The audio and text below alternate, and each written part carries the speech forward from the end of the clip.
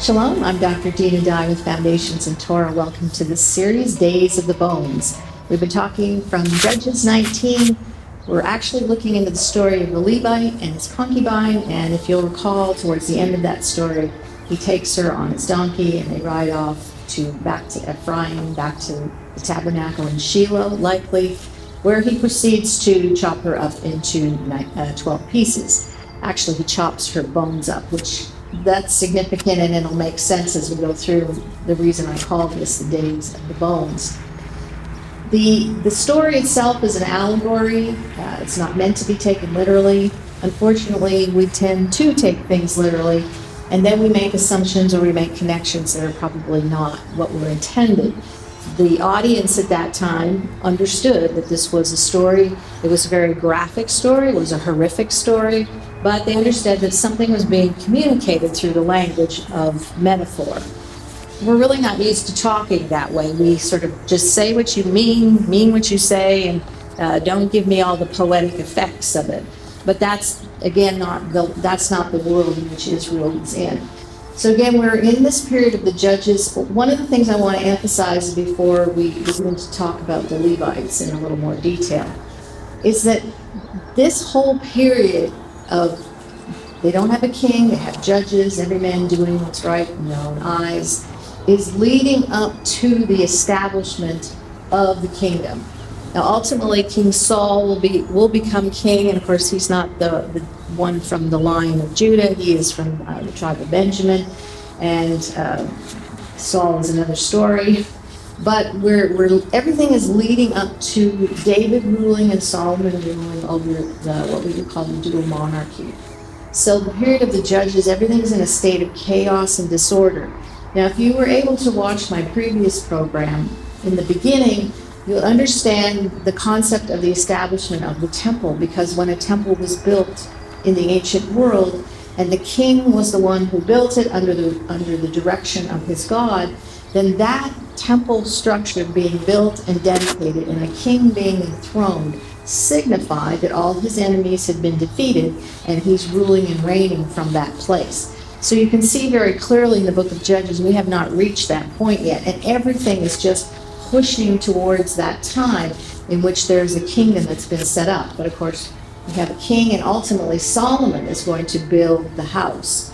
And by the time we get to Solomon, David has defeated all of the enemies that enables Solomon to basically build the temple and to move in and to rule and reign from that point. Of course, we know that didn't last very long either. But this is this pressure point through the book of Judges.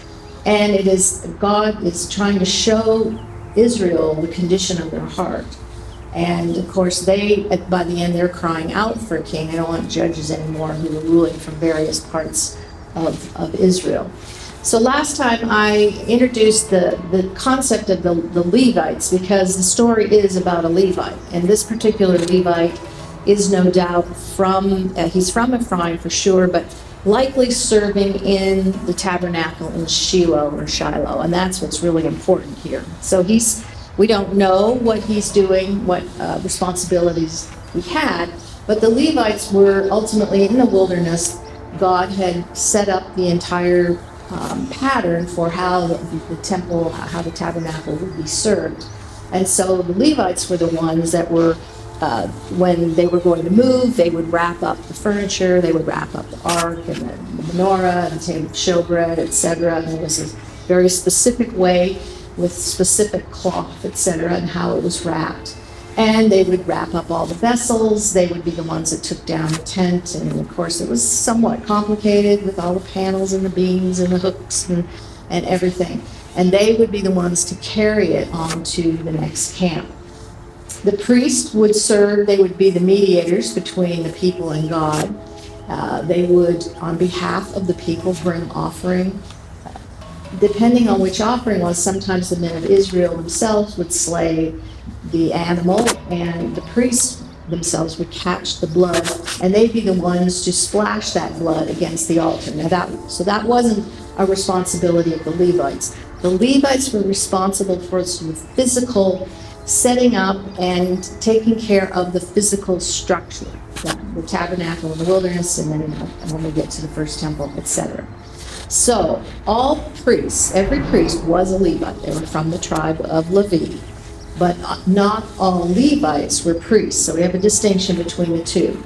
The Levites were the ones that stood in place for the firstborn, and in a sense served as mediators as well. They had the responsibility, as I just mentioned, for the Mishkan, the tabernacle, and to carry all the equipment and the furniture, to serve it and to set it up. So the Levites, obviously, they had an important position. So now here we have this Levite. Again, we don't exactly know what he's doing. Let's just look at the word itself. Levi is our Hebrew word there, and it means he shall accompany. So, of course, the Levites were the ones that accompanied the Mishkan in the wilderness. The root of the word Levi means to join. So the Levite kind of had the responsibility of the joining of the entire community. Some of you may understand that in Hebrew, each letter has a numerical value, and just sort of a cautionary note on that, there are people that go off the deep end with this sort of thing, but the value of each number when you put it together in a word comes to a certain number, and the rabbis will play with that. I just thought it was interesting for the purposes of this teaching that the word Levi, and the word for tent, the tent of meeting, ohel, have exactly the same value in terms of the numbers. So that's just a little aside there. So the Levites, again, they were to accompany the divine presence. That was the nature and meaning of their name. And they served and worked. Let me just mention something about that serving and working thing, because the Hebrew word for to serve is the same word in the context of the tabernacle as work. And the word is avad.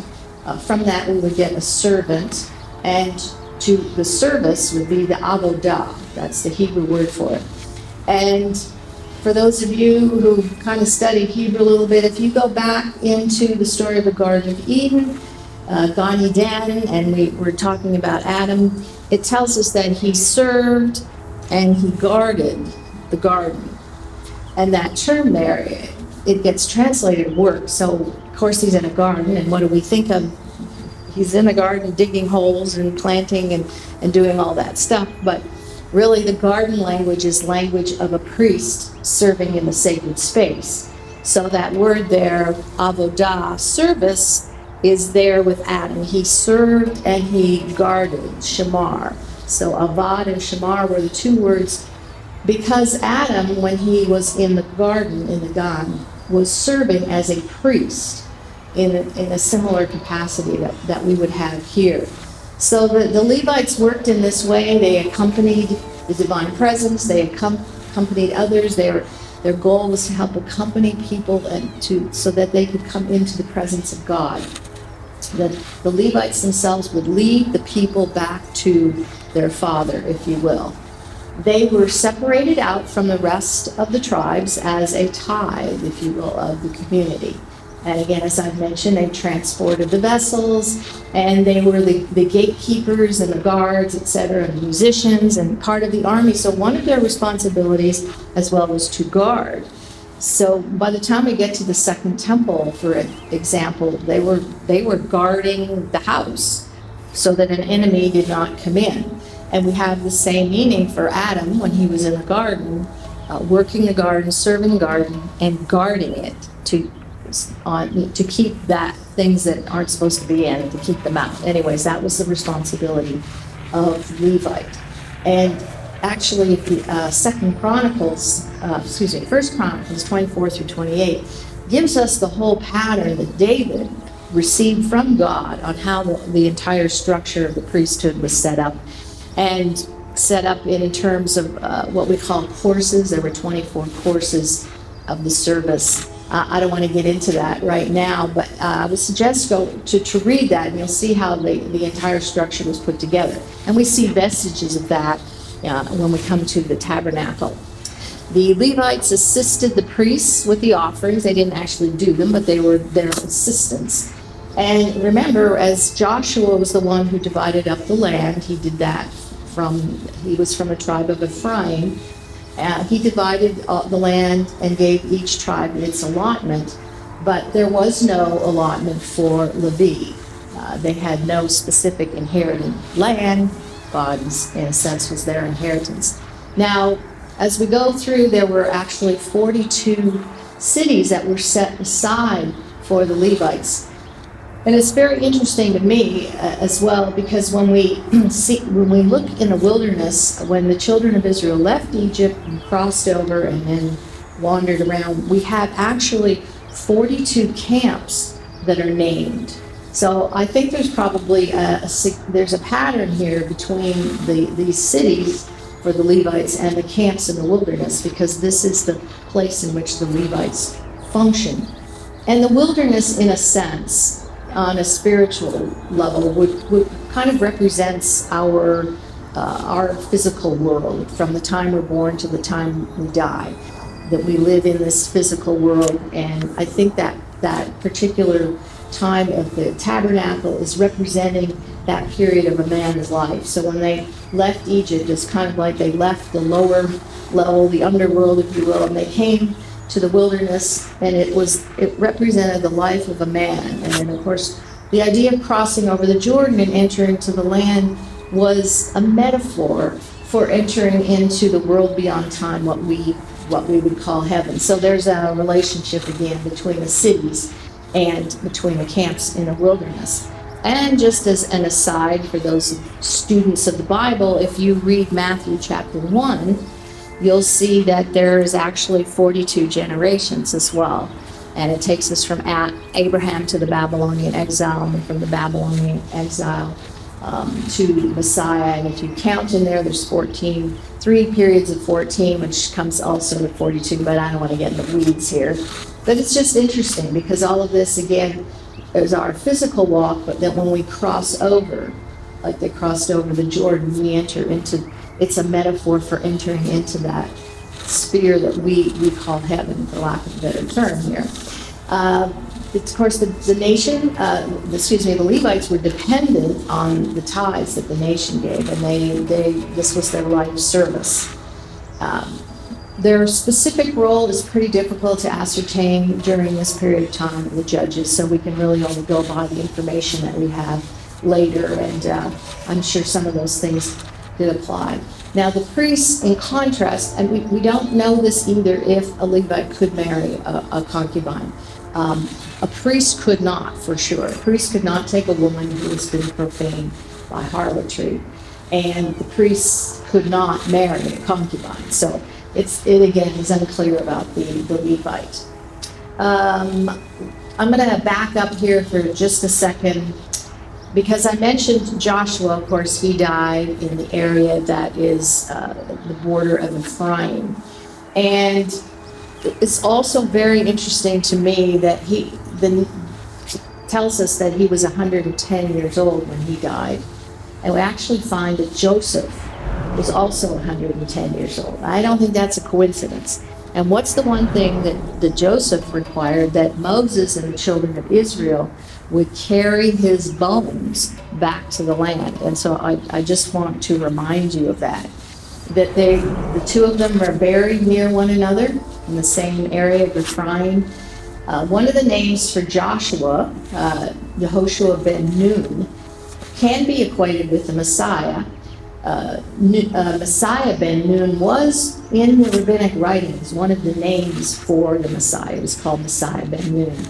And we also have Messiah ben Yosef, or the Messiah son of Joseph. So there's some wordplay between those two characters, Joshua and Joseph, and the names of Messiah ben Nun and Messiah ben Ephraim, and Messiah ben Yosef.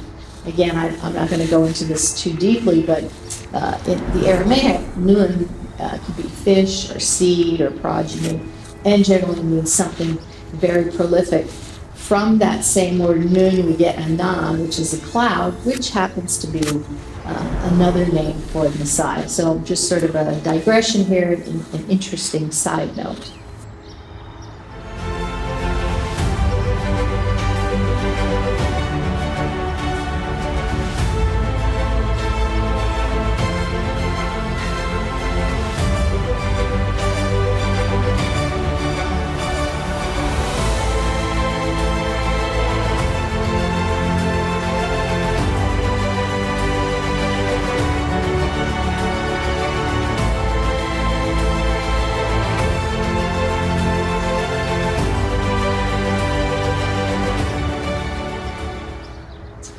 So on that note of Messiah, son of the cloud, or in the Aramaic, Anane, he of the clouds, it was just one of his many titles. He had many names and many titles, but one of them was the son of the cloud. So let me just read, this is from the Talmud, Babylonian Talmud, Sanhedrin.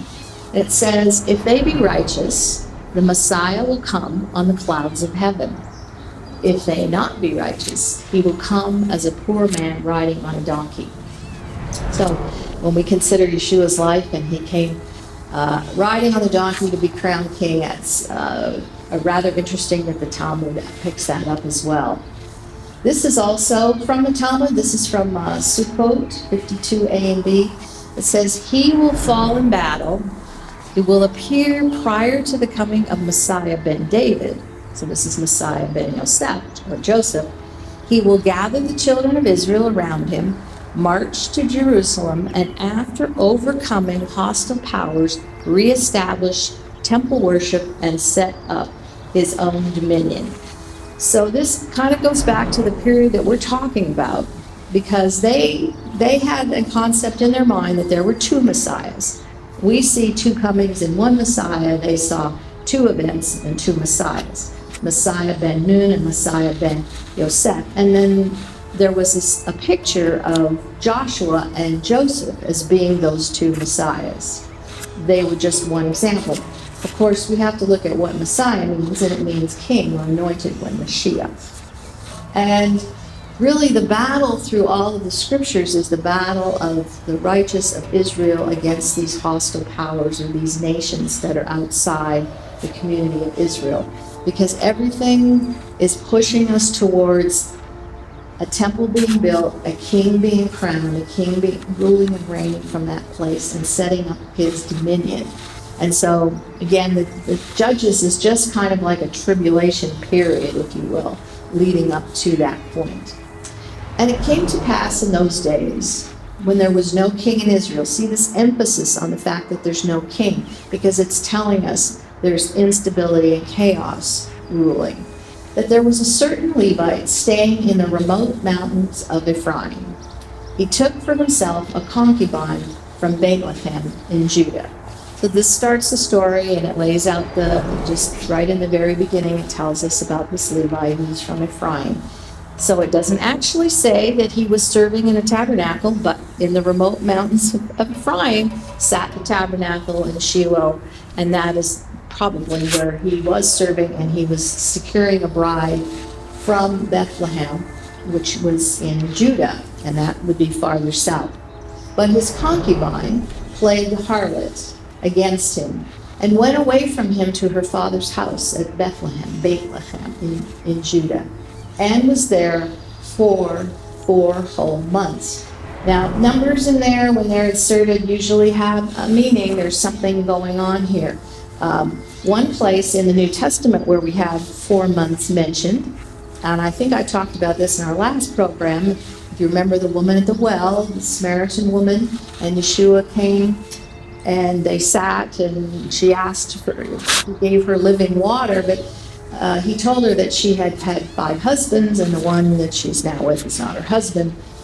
And he was likely referring to those empires, those hostile powers that had come against, in this case, the northern tribes. We're not sure exactly what 5 they might be. That might go back to Egypt, I'm not sure, but we're dealing with Assyria and Babylon and Persia and Greece and Rome, for sure. So this is the backdrop of this communication.